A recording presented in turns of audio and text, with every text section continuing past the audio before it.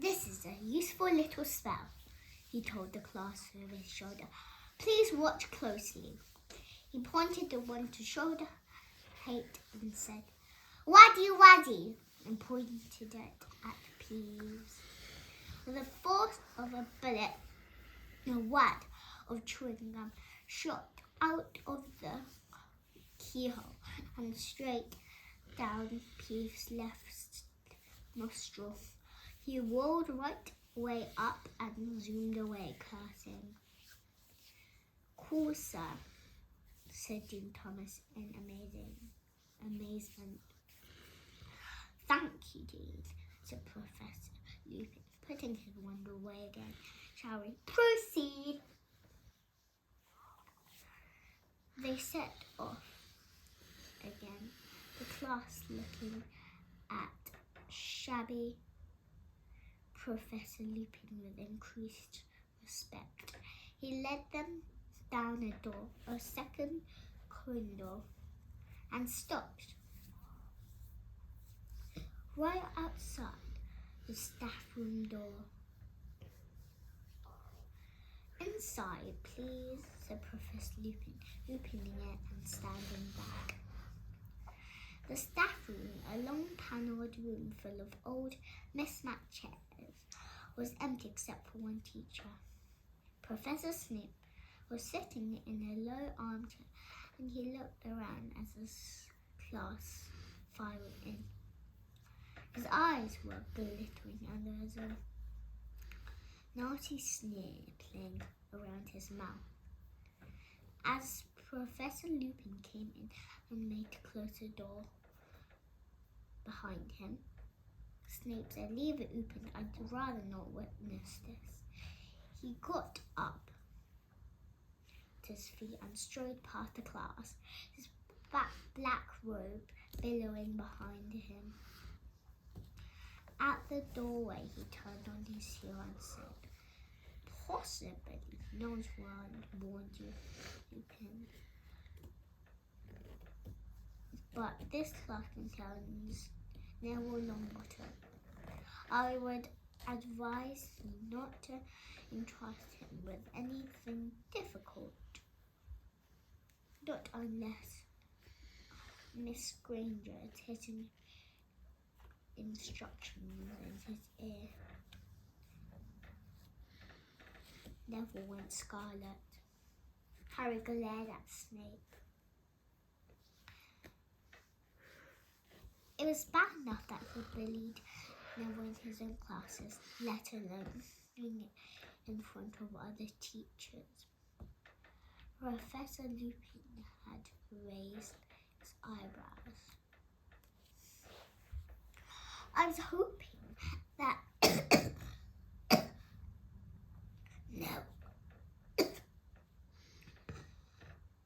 Neville would assist me at the first stage of the operation, he said.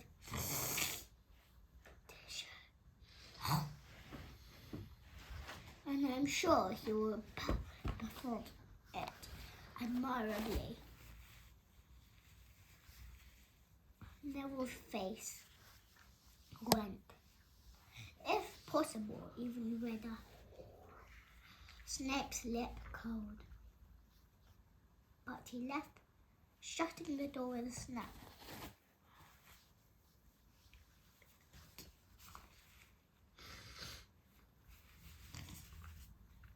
Now then, said Professor Lupin, beckoning the class towards the end of the room.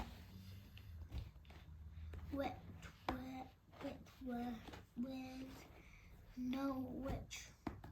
an old wardrobe in which the teachers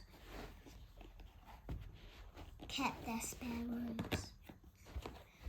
As Professor Lupin went to stand next to it, the wardrobe gave a sudden wobble, banging off the wall. Nothing to worry about, said Professor Lupin calmly. As a few people jumped backwards in alarm, there's a bug in there. Most people seem to feel that this was something. Seamus Finnegan Neville gave a look of pure terror, and Seamus Finnegan eyed the now rattling doorknob apprehensively. Boggarts like dark enclosed spaces, said Professor Lupin. Wardrobes, the gap beneath beds, the cupboard under the sinks. I met once that had lodged itself in the grandfather clock. This one moved in yesterday afternoon, and they asked the headmaster if the staff would leave it to give me third year some practice. So the first question we must ask ourselves is, what is a boggart?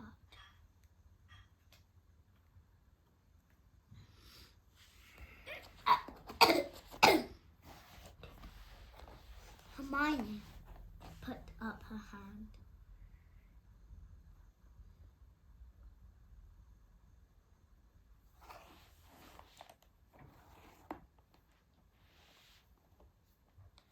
Hermione put up her hand.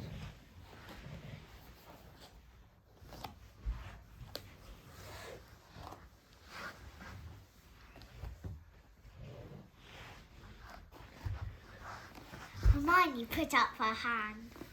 It's a shapeshifter, she said. It can take the shape of whatever it thinks will frighten us most.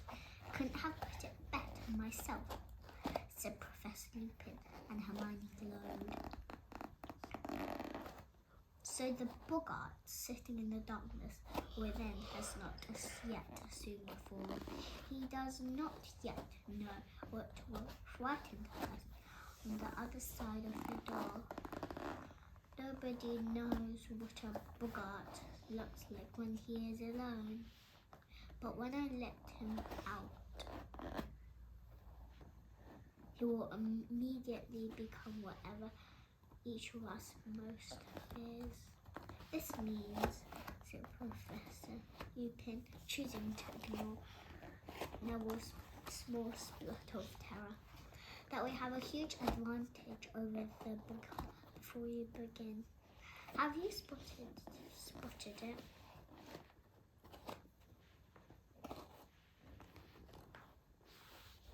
Trying to answer a question with Hermione next to him, bobbing up and down on the balls of her feet and her hand in the air, was very off-putting, but Harry had a go.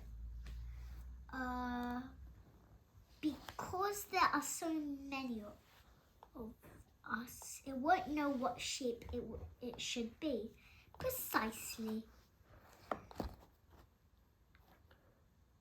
said Professor Lupin.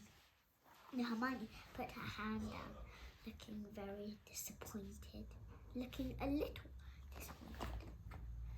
It's always best to have company when you're dealing with a boggart. What should he become? A headless corpse or a flesh-eating slug? I once saw a boggart make that very mistake, trying to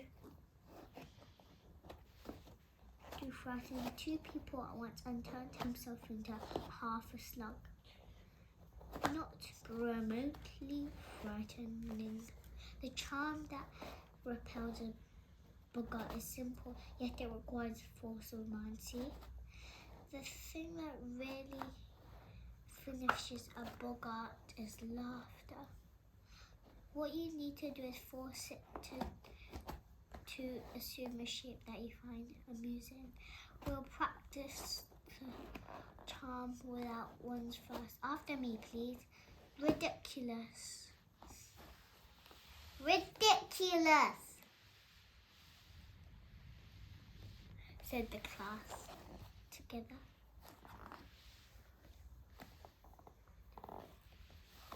Good, said Professor Lupin. Very good. But that wasn't enough. But that wasn't the easy part, I'm afraid. You see, the word alone is not enough. This is where you come in, Neville. The wardrobe shook again, though not as much as Neville. What was that he was heading for the gallows? Right, Neville,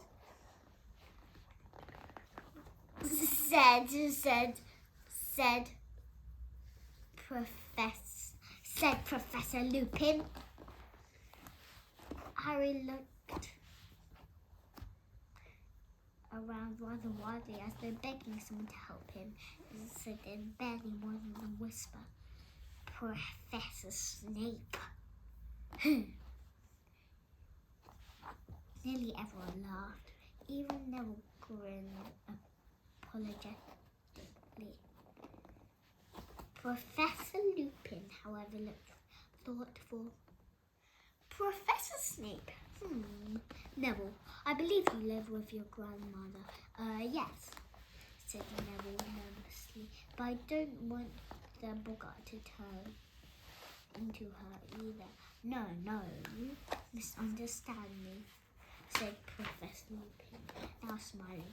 I wonder, could you tell us what sort of clothes your grandmother usually wears?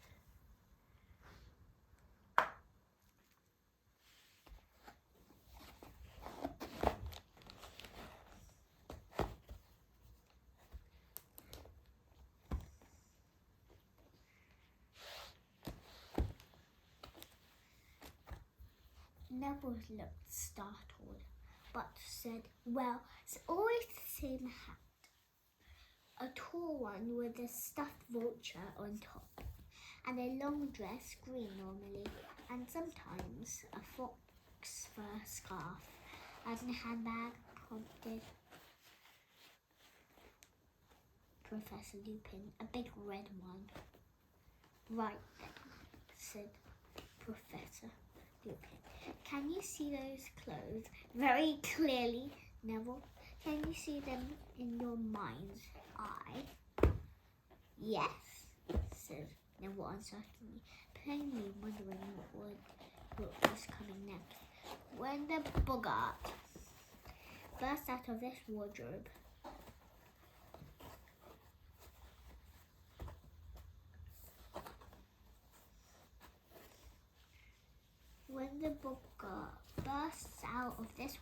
Neville, and sees you, it will assume the form of Professor Snape, said Lupin, and then you will raise your wand thus and cry ridiculous and concentrate hard on your grandmother's clothes. If it all goes well, Professor Boggart Snape will be forced into that vulture-topped hat, that green dress, and that big red handbag.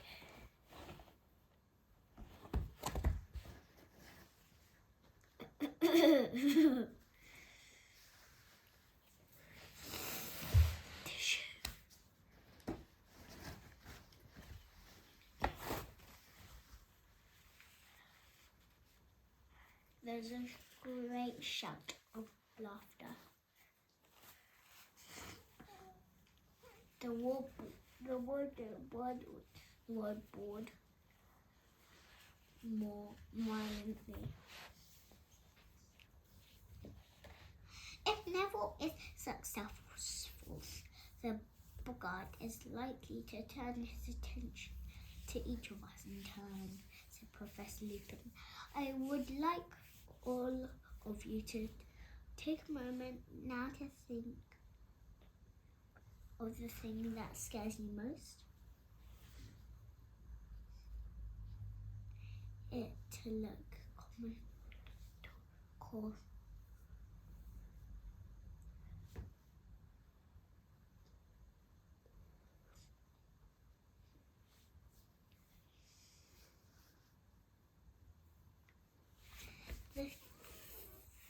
The room went quiet.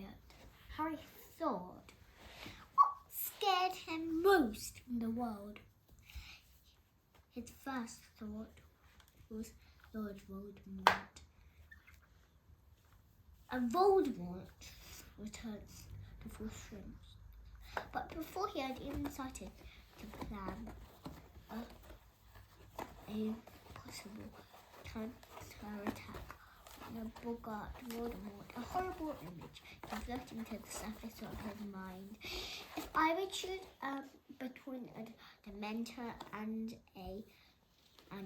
Lord Voldemort, I'd choose Lord Voldemort because Dementors can actually be defeated and it's easier. Anyway, because Dementors don't become Lord Voldemort helpers, so yeah.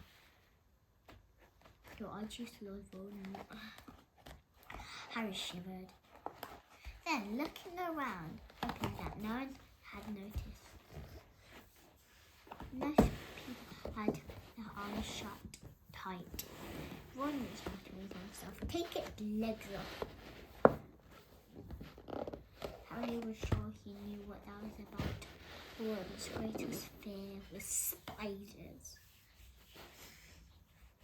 "Everyone ready?" said Professor Lupin. Harry felt a lurch of fear. He wasn't ready. How could you make a Dementor less frightening? But he didn't want to ask for more time. Everyone else was nodding and rolling up their sleeves. "Neville, we're going to back away," said Professor Lupin. Let you have a clear field, all right? I'll call the next person forward. Everyone back now so Neville can get the clear shot. They all retreated back again towards leaving Neville along beside the wardrobe. He looked pale and frightened, but he had pushed up the sleeves of his robes and was holding his wands at the ready. "On the count of 3, Neville," said Professor Lupin.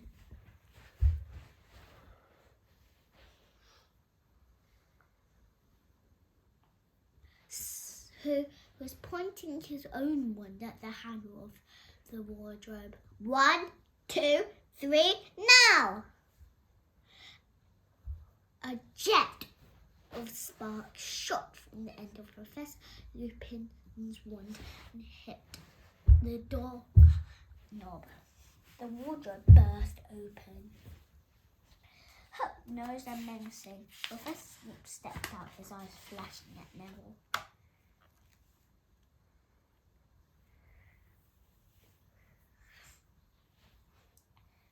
Neville backed away, his wand up, mouthing wordlessly. Snape was bearing down up onto him.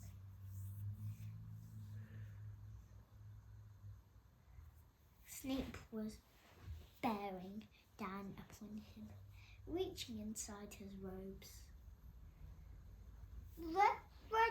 Ridiculous! Squeaked Neville. There was a voice like a whip crack. "Noise!" Snape stumbled. He was wearing a long-laced trim dress and a towering hat topped with a moth-eating vulture, and swinging a huge crimson handbag from his hand. There was a roar of laughter. The Boggart paused, confused, and Professor Lupin shouted, "Pavarotti, forward!"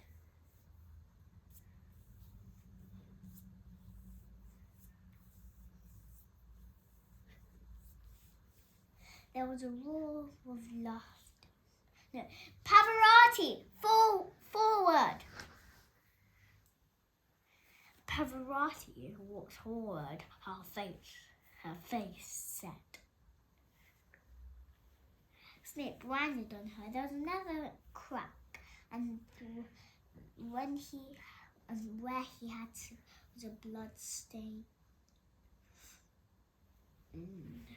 bandaged mummy. Its sightless face was turned to Pavarotti and began to walk towards her, very slowly, stroking its feet, its stiff arms raising. "Ridiculous!" cried Pavarotti.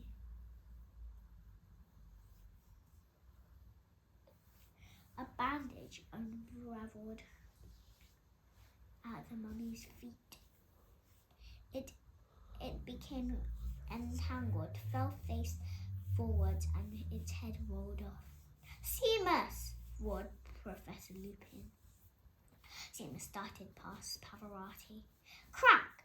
Where the mummy had been was a woman with floor-length black hair and a skeletal green-tinged face, a banshee. She opened her mouth wide, and an unearthly sound filled the room, a long wailing shriek, which made the hair on Harry's neck stand on end.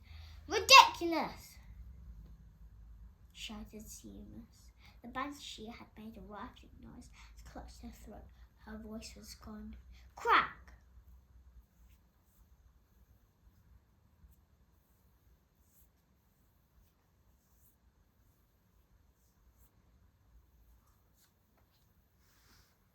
Crack!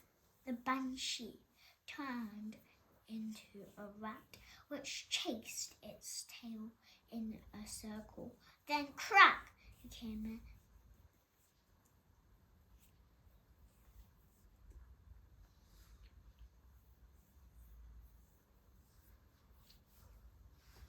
crack!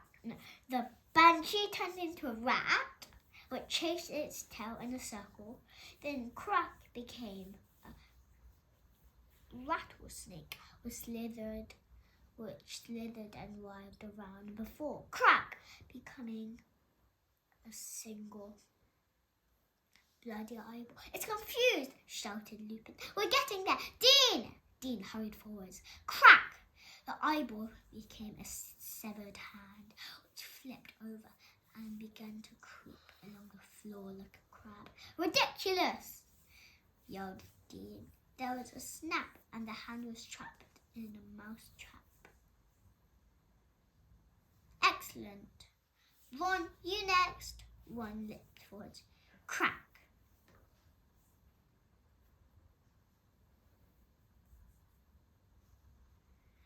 Quite a few people screamed. A giant spider, 6 feet tall and covered in hair, was advancing on Ron, clicking its pincers menacingly. For a moment, Harry thought Ron had frozen. Then, "Ridiculous!" bellowed Ron, and the spider's legs vanished. It rolled over and over.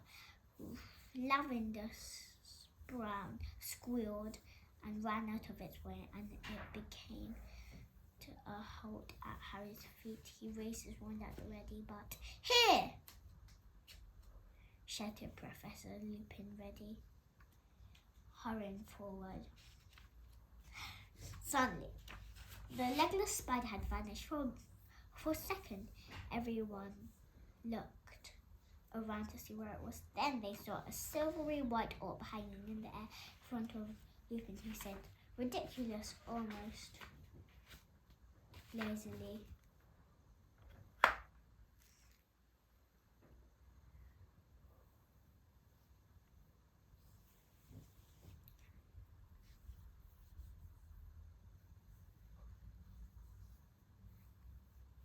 Crack!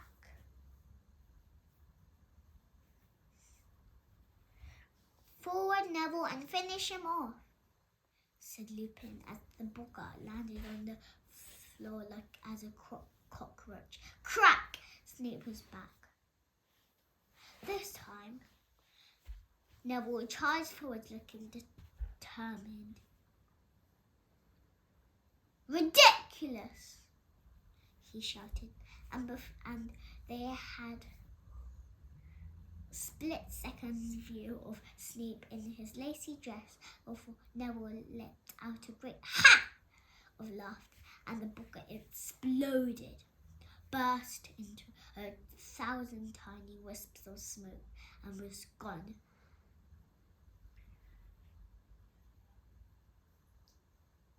Excellent, cried Professor Lupin, as the class broke into applause. Excellent, Neville. Well done, everyone.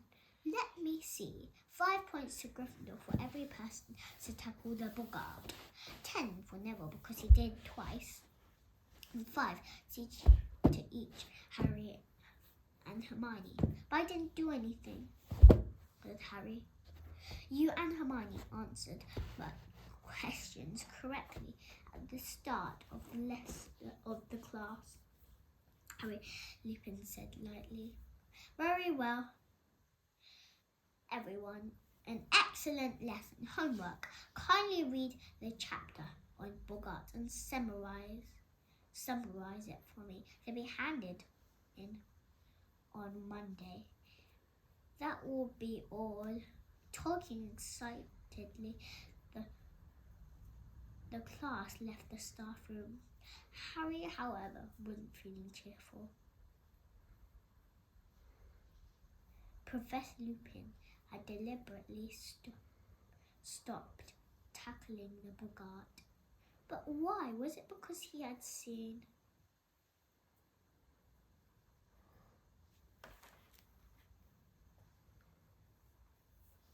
and thought he wasn't up to much? Had he thought Harry would pass out again? No one seemed to notice anything.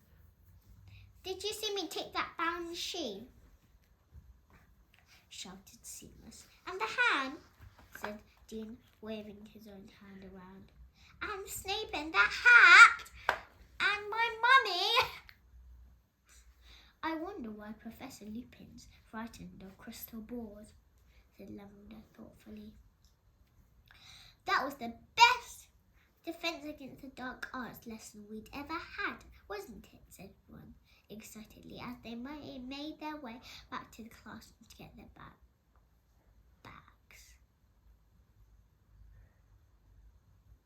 He seems a very good teacher, said Hermione approvingly. I wish I could have a turn with the boggart. What would that have been for you? Said Ron snickering. A piece of homework that only got 9 out of 10. The end of chapter 7. Bye,